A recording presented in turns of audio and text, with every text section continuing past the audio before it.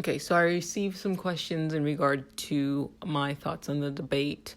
That's not what this episode is going to be about. I actually don't want to spend too much time talking about it.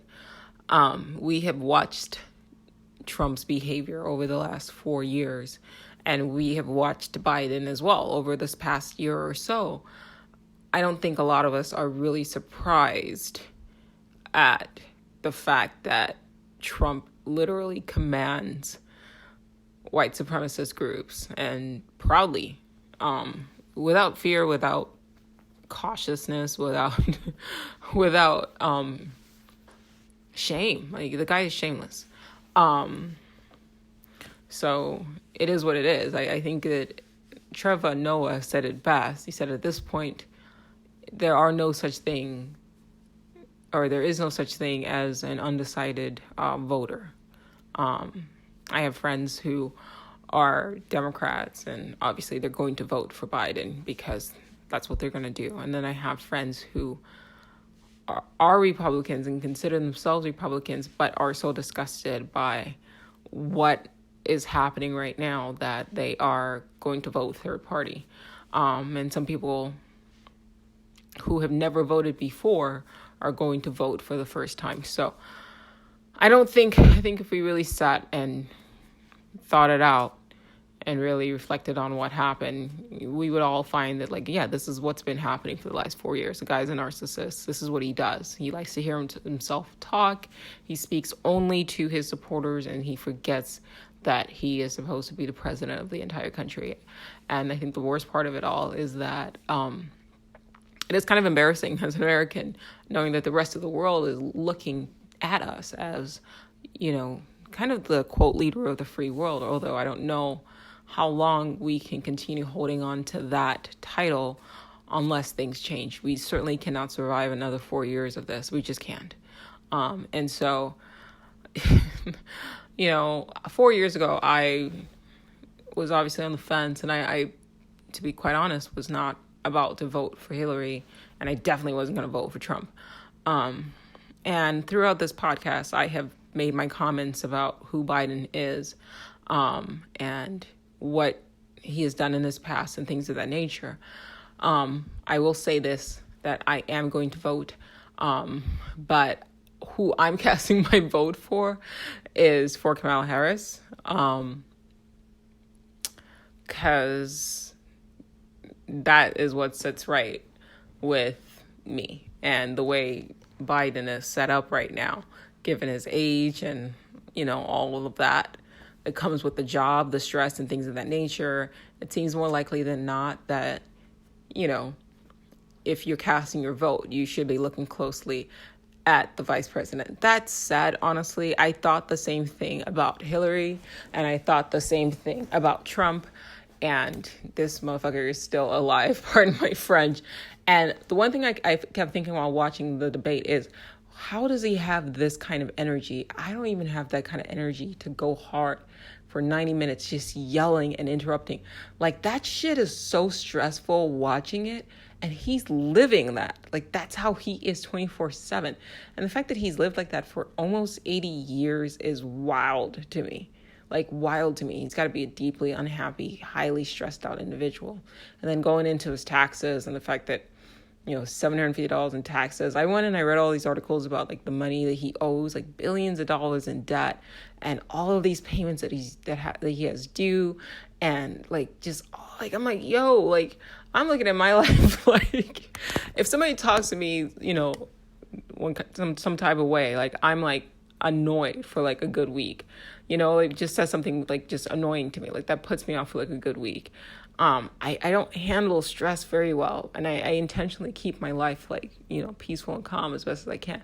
And reading all of the shit that the lawsuits, the fucking, like, think about all the shit that's literally waiting for this dude as soon as he steps out of office, the lawsuits, the criminal prosecutions of like his friends and like family members and people that are surrounding him. Like, I don't know how he can live like that, but that's his life. I think ultimately what it comes down to is, personally for me, I'm not telling other people how to live their life, but for me, My choice is neither Trump nor Biden. My choice is Kamala Harris. So, because that's how I'm going to rationalize this. It's really tempting to kind of go in and, I don't know, like, be a contrarian and blah, blah, blah, whatever. But at the end of the day, we can't afford this kind of,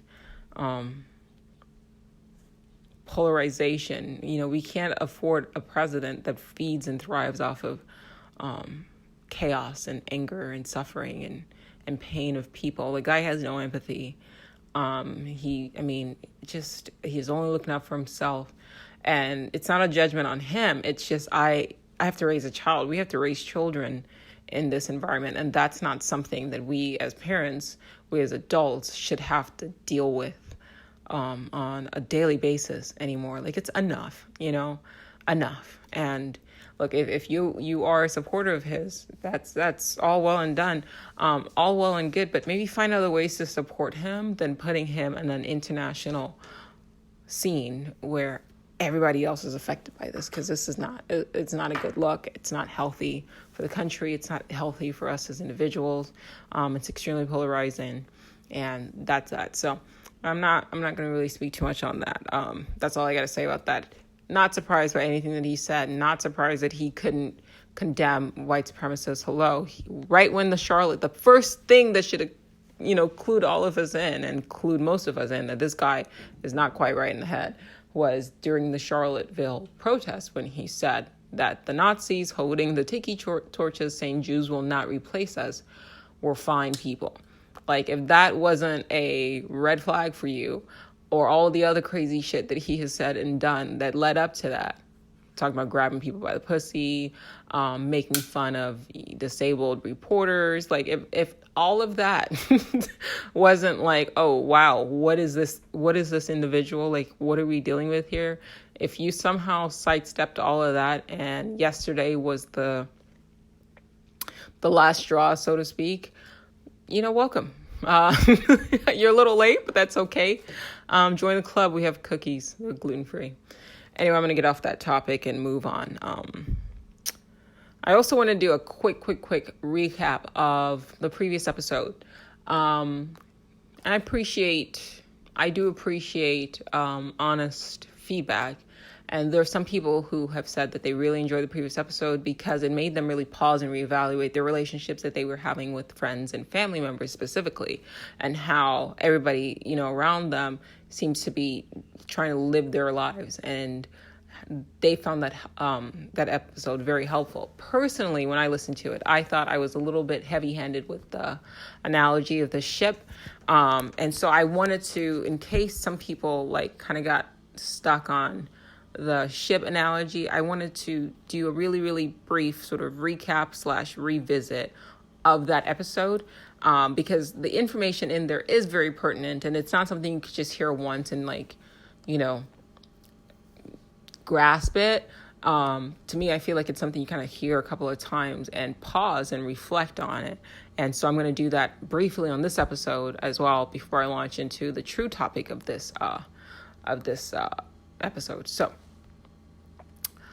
here is the exact parable that I read by the passage by Bernard Shannon that I talked about, that was in the Sufi book that I was reading by Osho.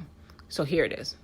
Here's the story. It goes: a man awakens suddenly in a cabin of a ship and realizes that he has no memory of boarding the vessel, nor knowledge of where he is bound. Hoping to find someone who will enlighten him, he leaves the cabin and ascends to the deck, finding it crowded with people who appear to be playing various deck games with complete absorption. The man approaches the nearest group and hesitantly inquires as to the destination of the ship. The group look at him blankly, saying they do not know. The man, puzzled, now asks when and from where the ship sailed, to again receive negative replies and blank looks. At that moment, one of the players is pulled to the rail by some invisible force and vanishes over the side. The group still seems intent upon its game, so the man agitatedly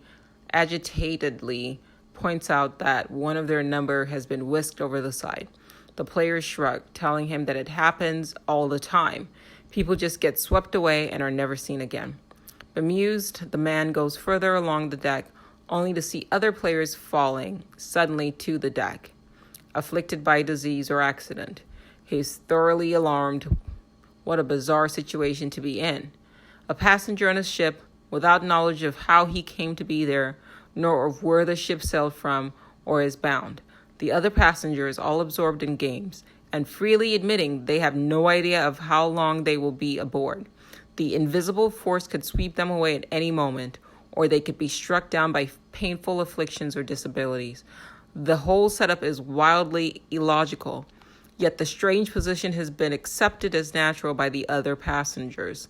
They just do not think about it, but instead prefer to divert their minds by immersion in the ups and downs of the deck games.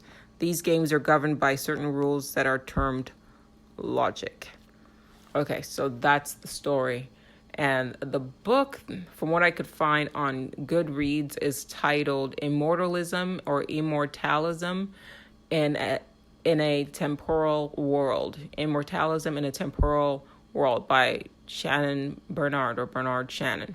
I still can't find this copy. There are no available copies on A-Books or Goodreads or on eBay even, but I took a screenshot of it. And if you happen to, I'm putting this out there now in the universe, if you happen upon it while you're listening to this, buy the book and hold on to it because it's a very rare book.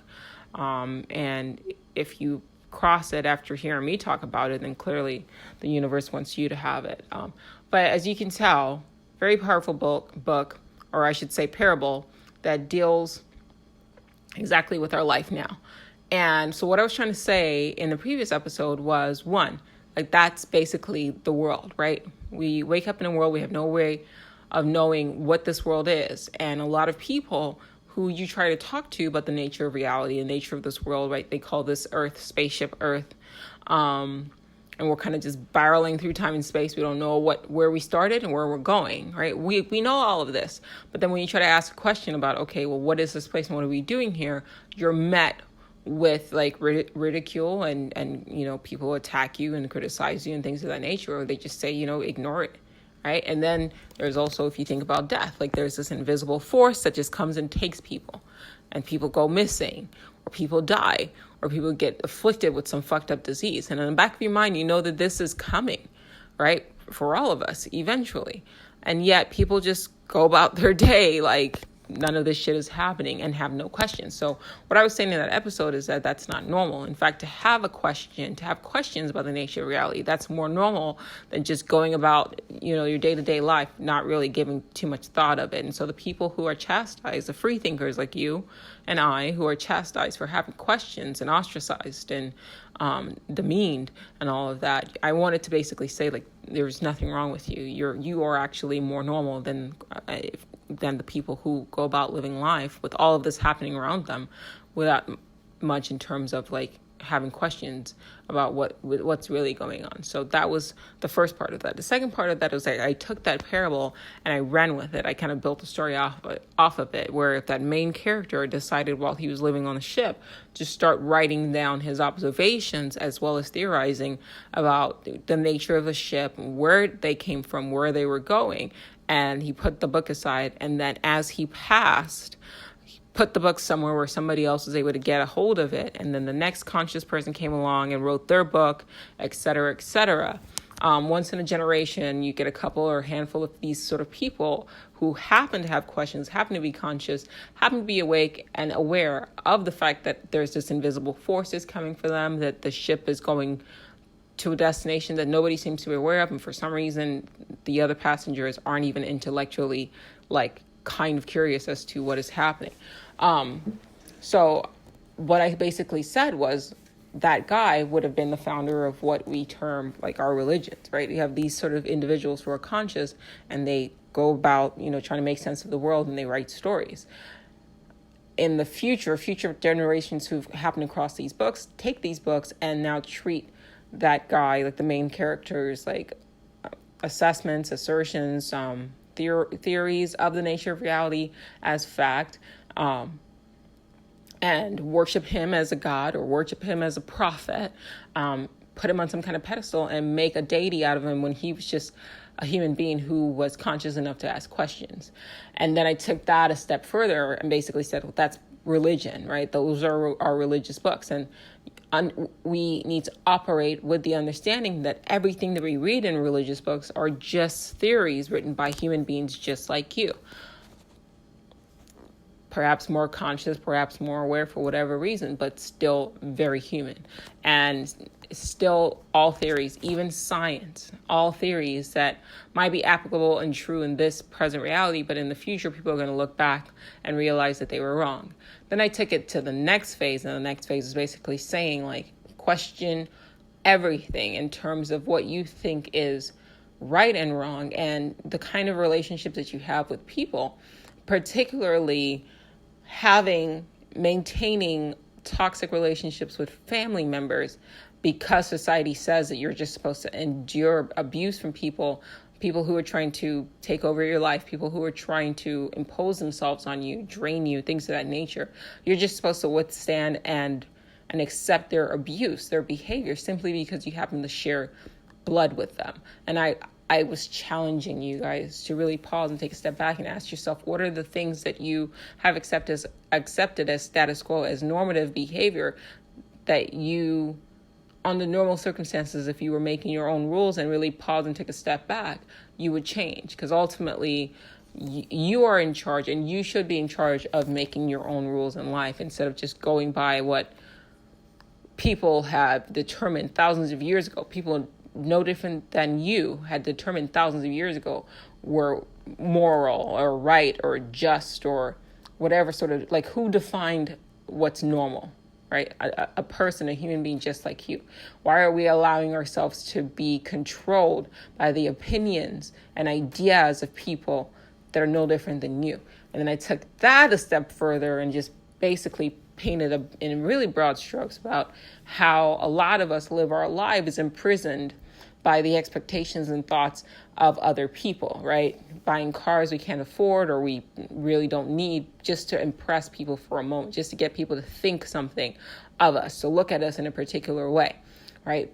Buying a very expensive home that's, 5,000 square feet, where do you really need that much space, right? But it's more because you care and you're worried about, or you want to impress upon others an idea of who you are. When ultimately it's all said and done, it doesn't really matter. So in that episode, I delve into it really deeply. If you enjoyed it, thank you. Thank you for listening. I did really want to take the time to deeply explain the concept. And I did repeat myself quite a bit, but it was because it was very important. Like, we do have to pause and ask ourselves, what's really controlling us, right? What laws, what our definition of what is right and what is wrong, and really assess that and adjust and adapt. So that's a quick recap of the previous episode. Now I'm going to extend that to this episode, and I want to talk about just a couple of things building up on that. So, for example, today, my husband and I were having a very interesting conversation about how when I was dating, so I'm like 6'1", about 140 pounds. I'm very tall. And when I was dating as a single mom, I was like on, the dating sites, Match.com and things of that nature. And I was telling him, like, 1 out of like 15 messages I would get from men were white males who wanted me to, like, dominate them. They wanted me to be like a dominatrix or whatever. And I was like, it's always white men too. Like, I don't understand what that's about. And he was saying, yeah, it seems like a lot of powerful men like to be, like, dominated ultimately, because I guess what the idea is, they spend a lot of time making decisions, and so at the end of the day, they just want to be submissive. And I've heard of that rationale before. I find the whole thing fascinating, but I told him about this guy who wanted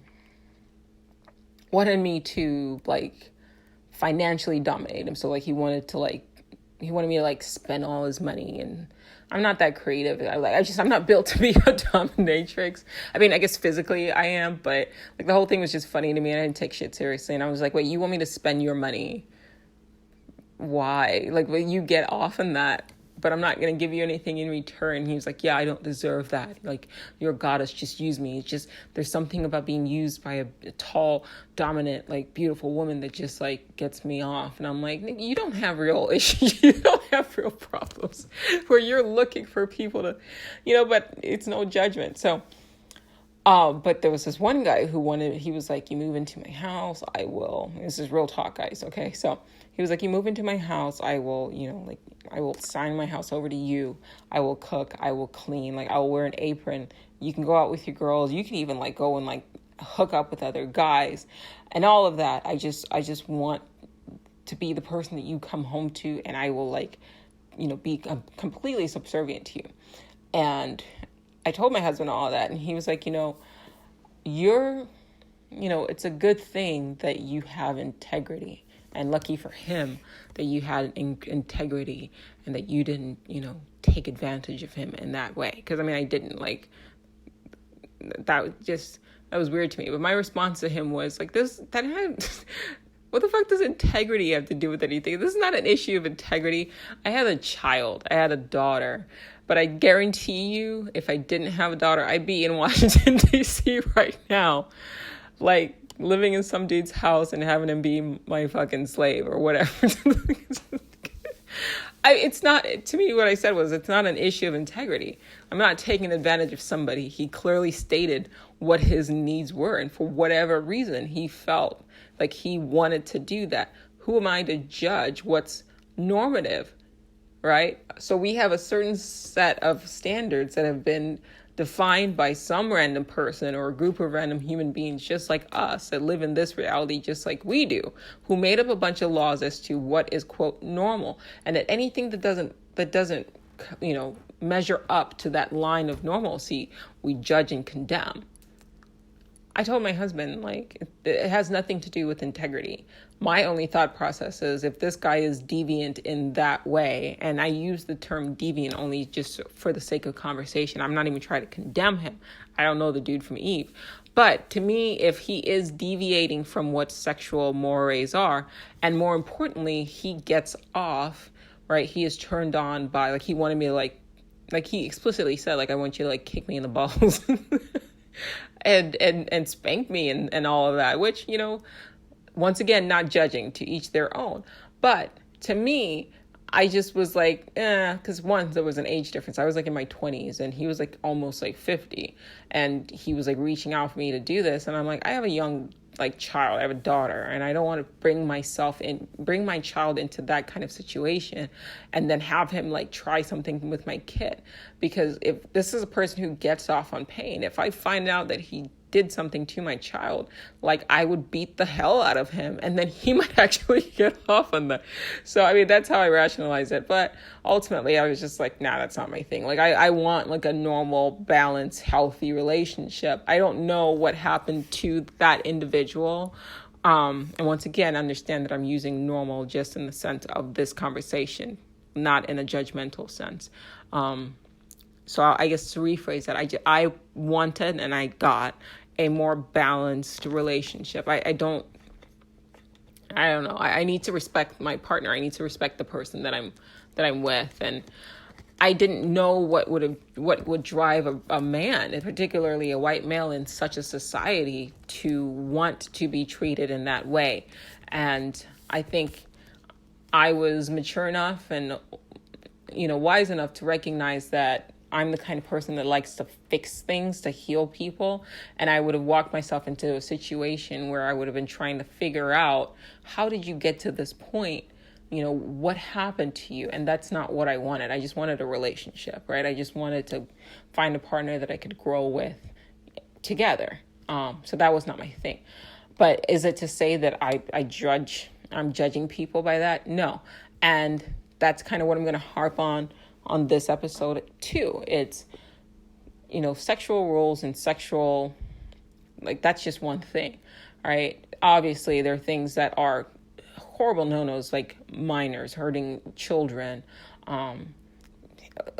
animals, and things like that. Like, that's just disgusting. And when we have like a gut built-in reaction like to incest and things like that. Those are things that we are pre-programmed. It's not even an issue of morality. It's just biologically you have an instinctive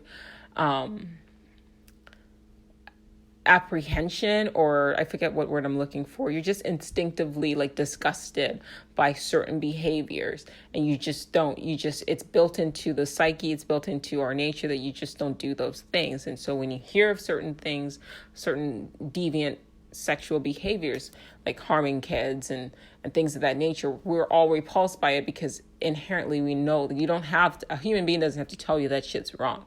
We just know biologically that's not okay. Like, that is not a sexually mature individual. So to do that is predatory. And we are, throughout nature, even animals know to protect the young, right? At least the higher life forms do. Like, you'll hear these stories every once in a while of like wolves will raise like children, like human children, and bears sometimes will raise human children.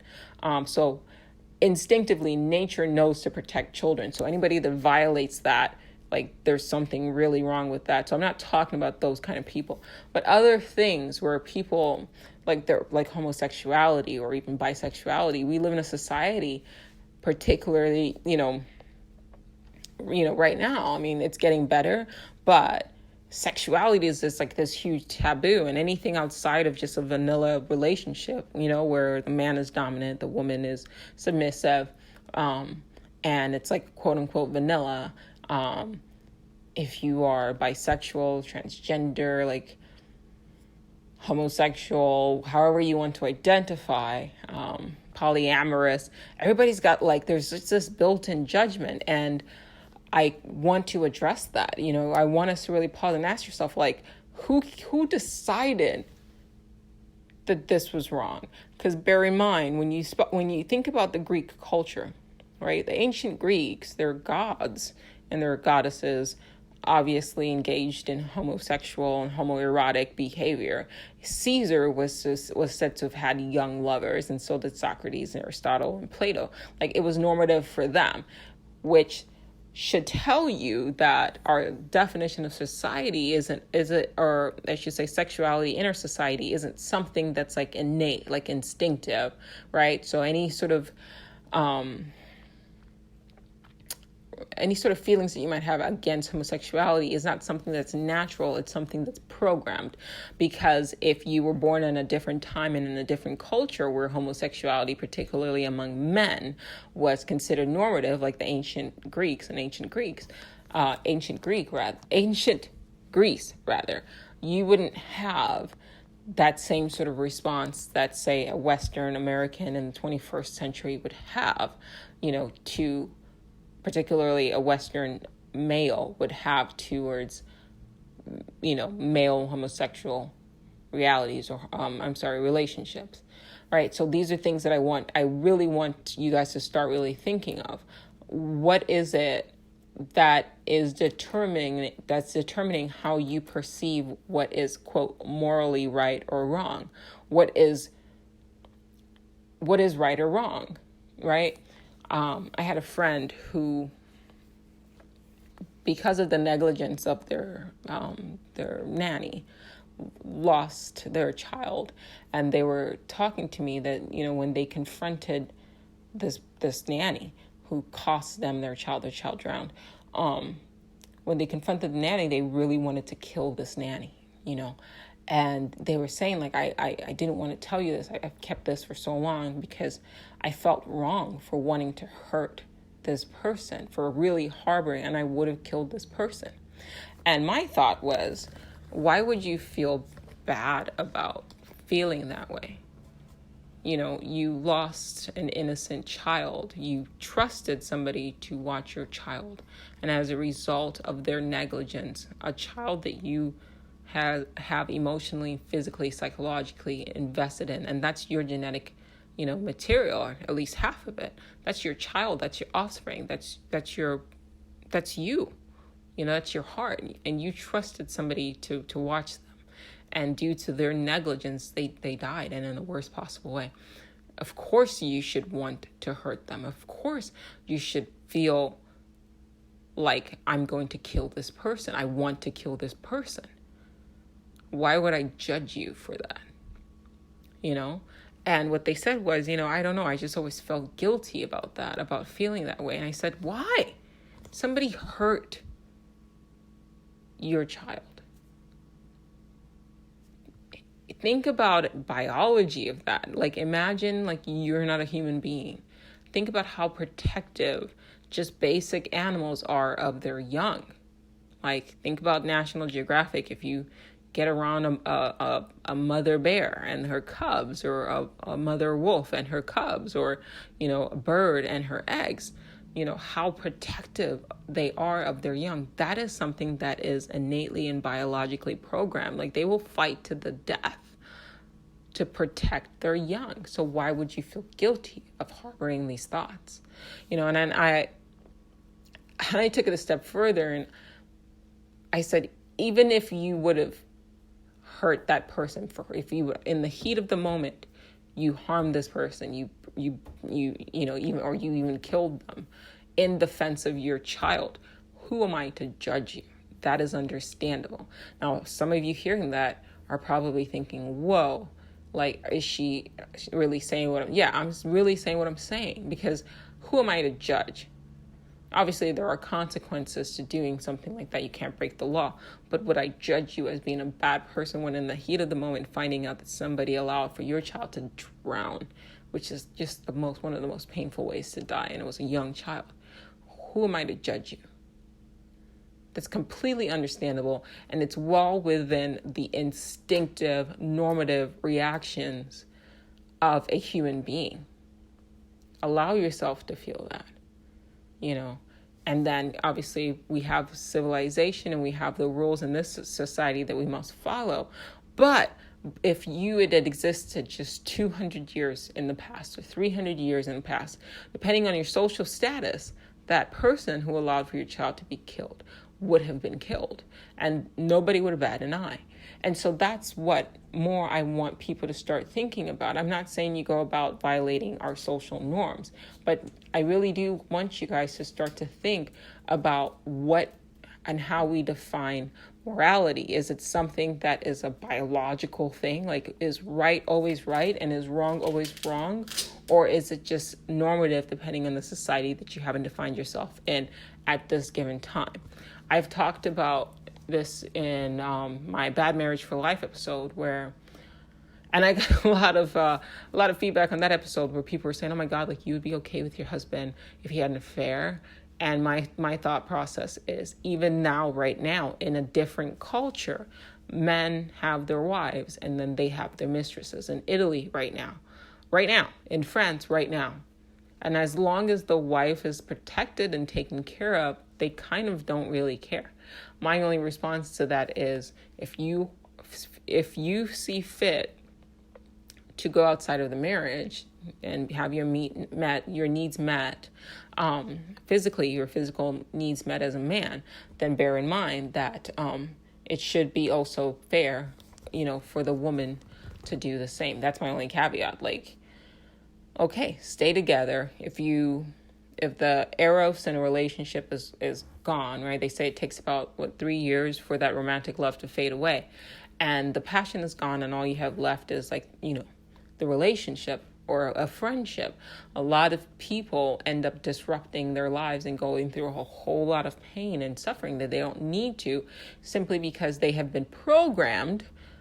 Okay, so one person, one human being just like you, came up with this law, 100 years ago, 1,000 years ago, whatever, that said, right?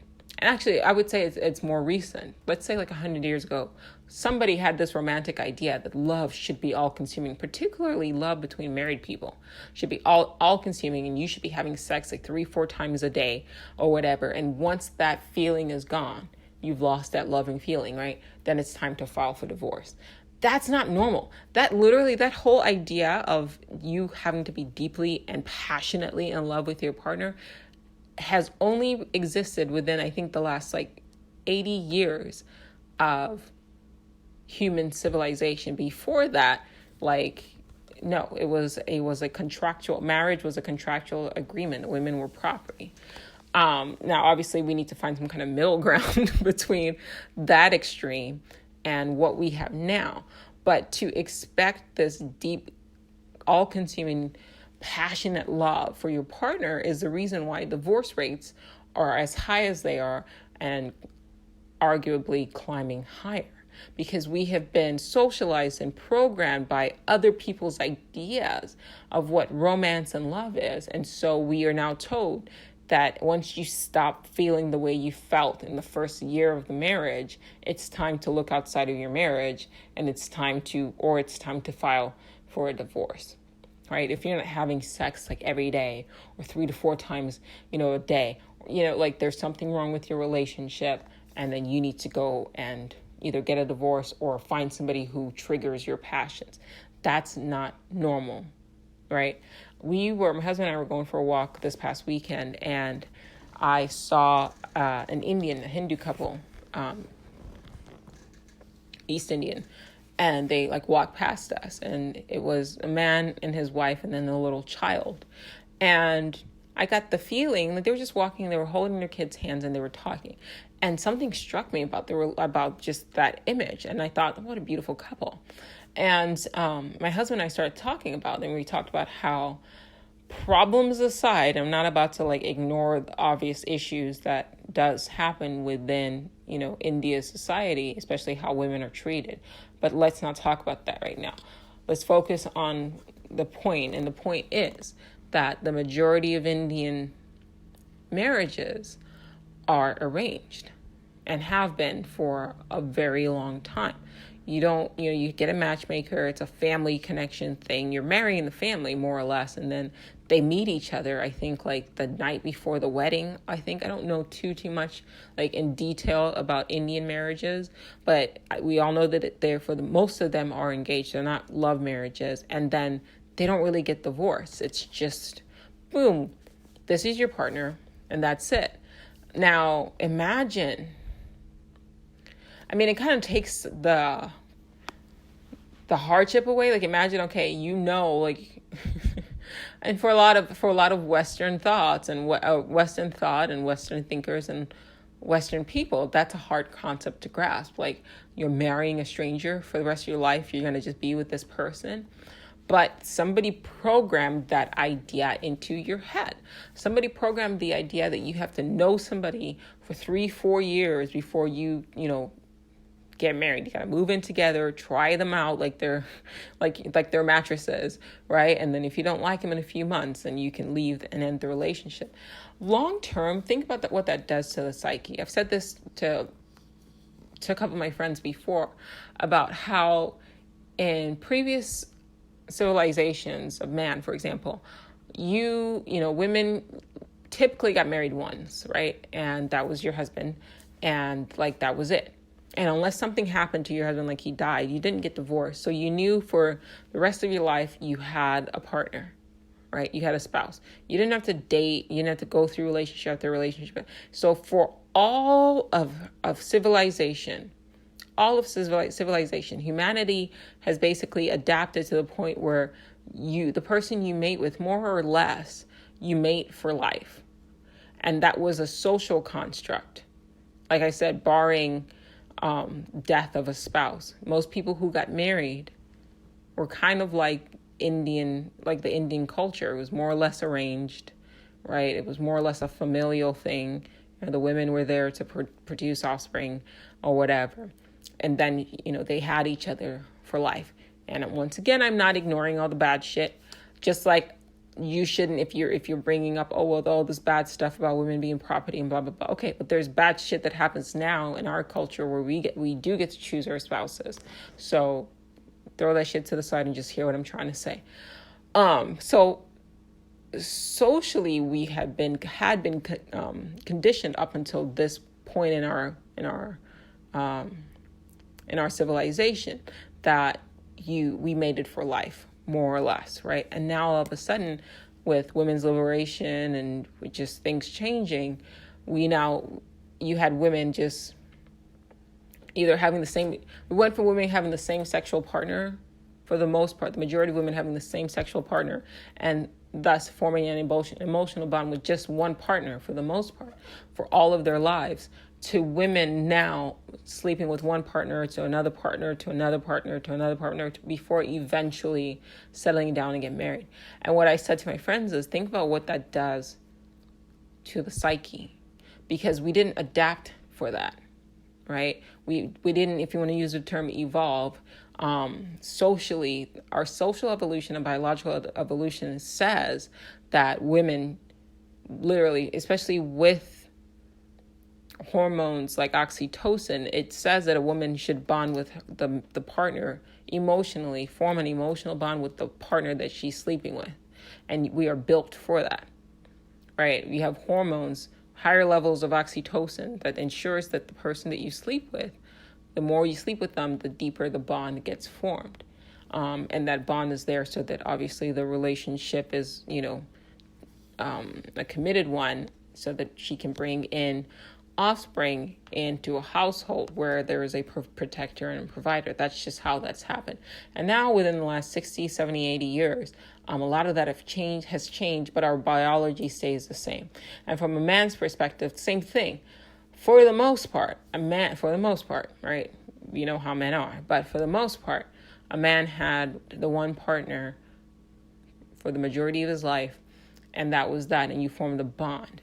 And now you have men that jump from relationship to, and that's become normative. Maybe in the past, there was one man that was kind of like that, just doing his own thing. They called those males, like those are the alpha males. It would be like one alpha male that was able to kind of sleep with a bunch of different females, and then the other males sort of got what they got.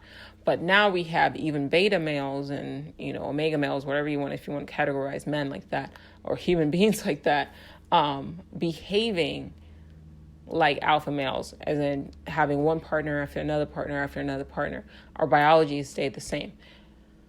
You got to really think about what that does to the psyche, to the heart, right? Because now you're engaging in a behavior that has been over time adapted for just one partner for the most part.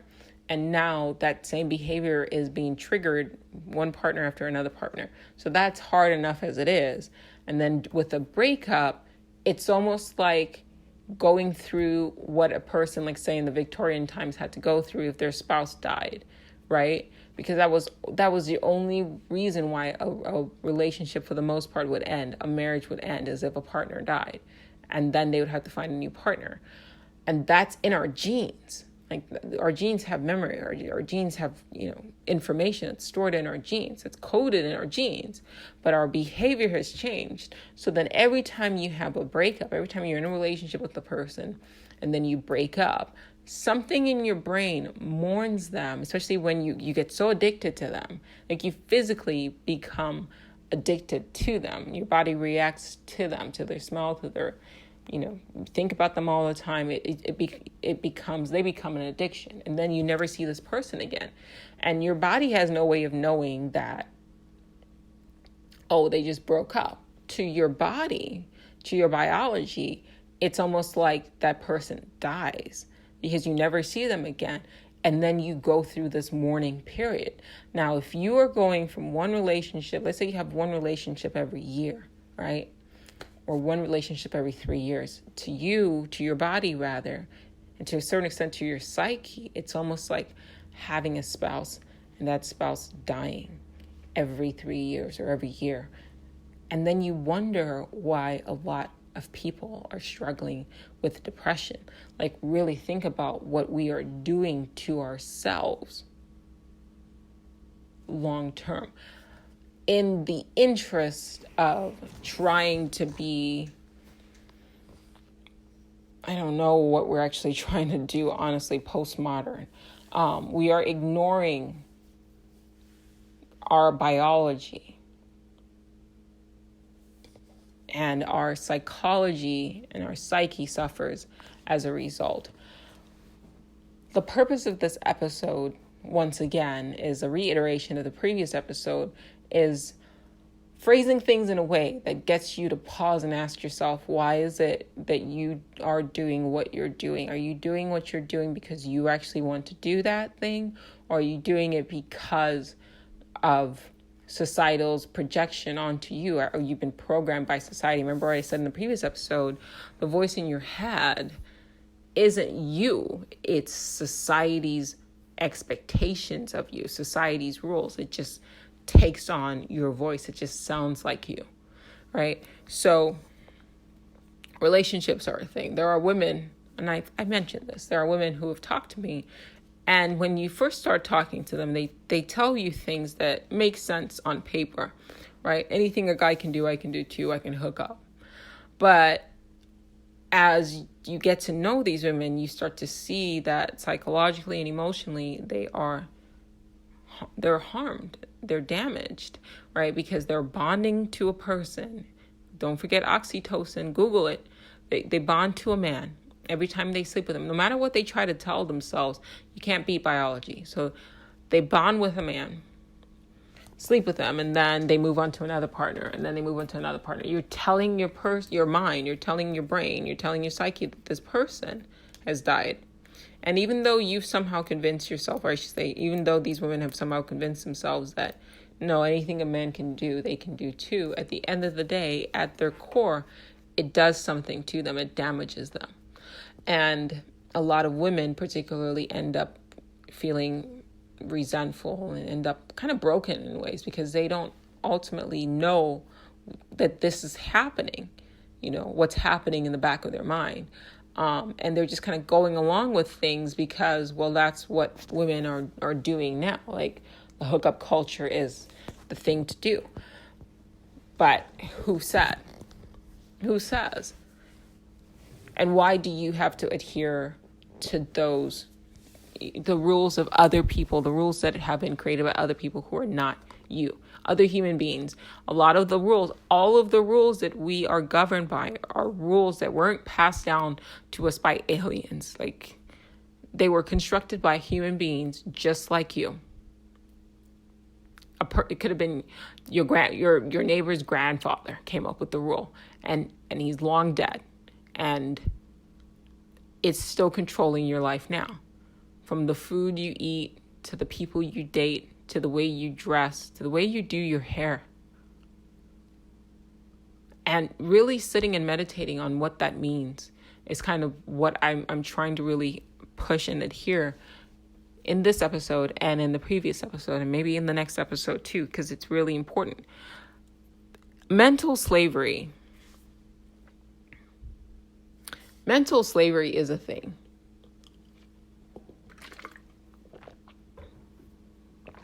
Mental slavery is a thing. You don't have to have physical chains to be bound. You could be bound by your fear of what other people think of you, right? Which is what I've been talking about in these two episodes.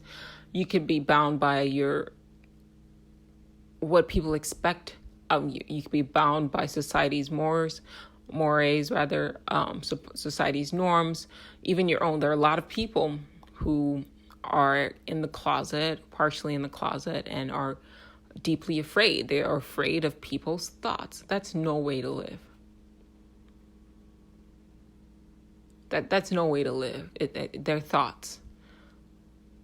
And those people's thoughts that you fear, a lot of the time, their thoughts are a construct of, once again, people long by, people in the past. Somebody 100 years ago decided they didn't want this. They just decided, homosexuality is bad for whatever reason. I would argue that it was obviously the Christian religion. They were trying to differentiate themselves from so-called pagan religions, and thus, and the Romans who engaged in homosexual behavior. So anything that was normative for the Greeks and the Romans, the Christians kind of flipped it and said that was evil, right? And so their culture, Roman culture, Greek culture was demonized and paganized. And then Christianity and the leaders and the pastors and the priests and all of that, they created a new set of rules that was literally just a reflection, like the opposite of of a religion that they were trying to draw people away from, right? So Greeks have, many gods. Well, that's evil. We only have one God, right? So this is the culture. They make sacrifices to the many gods. Well, that's wrong. They make animal sacrifices. So they did the opposite. Christian priests did the opposite. So there's no animal sacrifice. It's actually just one sacrifice, and it was God's own child, right? So they had many lovers and things of that nature, right? The Greeks. If you read Greek mythology and read about Greek cultures, the women were kind of doing their own thing too, but for the most part, the men had, affairs and things of that nature, kind of like it happens now, but it was more open. And the opposite became the norm for Christian religion, right? It was, thou shalt not commit adultery. You shall not even think about your neighbor's wife in any way, shape, or form, because that's a sin, and then this is a sin, and that's a sin. I'm not saying that adultery, obviously, is wrong. Is not wrong, rather. I'm not saying that, quote, cheating is not wrong. I think that you communicate. Ultimately, what it comes down to is you communicating clearly and being honest and straightforward with your partner, right? Instead of allowing these rules to kind of judge you and control your life. That's more what I'm saying. There are people out there a lot of people I'm noticing, are now becoming more open to what they call polyamory, which is, open marriages and things like that. I personally don't have any experience with that. But it seems like for some people it works and for others it doesn't. And I think that the reason why it doesn't work for others is because a lot of people haven't addressed what's the root cause of what's causing them to seek out other partners. Are you seeking out another partner because of what you've been programmed to think in terms of whether or not your relationship is in trouble? Because if you're seeking out another partner, or a physical partner, or a sexual partner, because you've been conditioned and programmed that you should be having sex, right, with your wife, like every day, and she's no longer wanting to do that, right? And you're thinking, well, that's a problem with our relationship. I don't want my relationship to end, so I'm going to go try to find somebody to have sex with every day. You really should pause and ask yourself, where did that idea of how often you should be having sex even come from? Does that make sense, right? What is your relationship based on? That should be something you should think of. Is it based on love, mutual understanding, respect, and friendship? Are those things more important? Why are you driven by sex? Why do you feel like, if you're a man, why do you feel the need to basically just constantly have sex? That's something that you should address. If you are, I also know of a couple where the woman, they have an open marriage, they're not married, sorry. They have an open relationship, but it's only open on the woman's end. And I think it's because, and the woman's not hooking up with guys. She's hooking up with women only. And she has said to me several times that she isn't really attracted to men.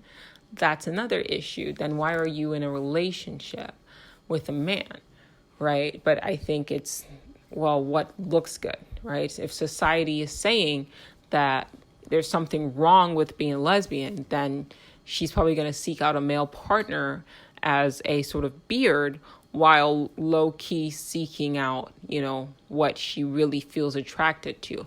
The problem with that is, as a result, is that the man that she's with is suffering because he wants a heterosexual partnership with his girlfriend, but she's not attracted to him. So he's being hurt in the process because she's not being true to herself, because she grew up super Christian, and to have these feelings for women kind of goes against how she was programmed at a young age. So once again, like I said, a lot of these things, like I do want you guys to think about, okay, what am I doing? Even like I mentioned in the previous episode where I spoke specifically, this one's more dealing with like relationships, sexual and romantic relationships, whereas last week's episode was dealing more with more or less touching up on expectations from family members and just absorbing toxicity simply because you're related to a person. I really want you guys to sit and think, and not only just think, like first, I guess, think about what drives your behavior. How are you living, and what is driving the way you live, your way of life and your understanding of the nature of reality. If it's something that's being driven by ideas that you've been programmed by, like you got to sit and really write this out. I believe in this. I am a this because of this reason, because this is how I was raised, or because I saw this on a movie, or this is what I expect from my partner, right? Where are all these ideas coming from? If you can sit and write it out and then kind of draw out the root causes and the roots like of all of these ideologies, and this is the kind of relationship I expect to have with my parents. Well, where did that come from? Right? This is what I expect to get from a relationship that I have with a child. Well, where did that come from? This is the kind of mother I need to be. Where is that coming from? Like literally sit and write that down. And if it's not something that's originating from within you, and it's something you can identify that's actually coming from without, that from society, from other people's ideas, and bear in mind, I keep repeating, other people who are no smarter, no wiser, they're like the passenger on the ship, right? They just came up with rules that worked for them and then influence other people to adopt these same rules. And now hundreds or thousands of years later, you are now living your life governed by other people's rules. If you can sit down and identify what's driving your life, and writing this shit out makes you conscious of it. Like you can then see it. It's tangible in front of you. If you can sit down and make yourself conscious of, okay, why am I doing this? Or why am I living my life like this? Where did these ideas come from?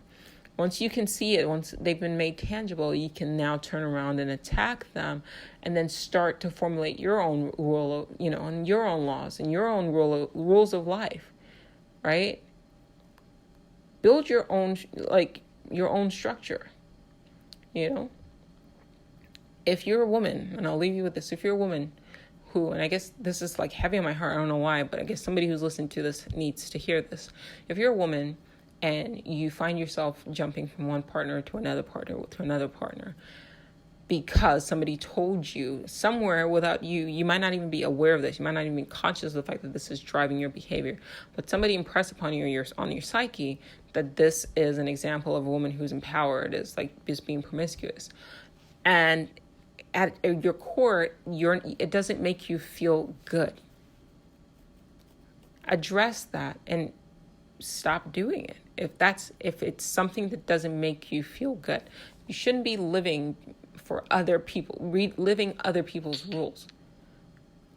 It's okay for you to make your own rules. It's okay for you to make your own standards of what you expect, right? Both from the behavior that you will expect and accept rather from other people, and how you will treat people who violate your rules and your expectations. Govern yourself, ultimately, is what I'm driving at. And the first step is understanding that a lot of these laws weren't handed down to us. A lot of the laws that drive and influence our behavior, our thoughts, and frankly cause us a lot of pain and suffering and misery and lead to our depression. A lot of these, I got to go to college, I've got to work really hard, I've got to take on 3 jobs, I've got to hustle, all of this stuff. I've got to date this person, marry this person, wear my hair this way, dress like this. Like all of these fucking rules are oppressive, and you don't have to abide by them. You can sit and construct your own rules. And I think that that's the key to living a peaceful, low stress life.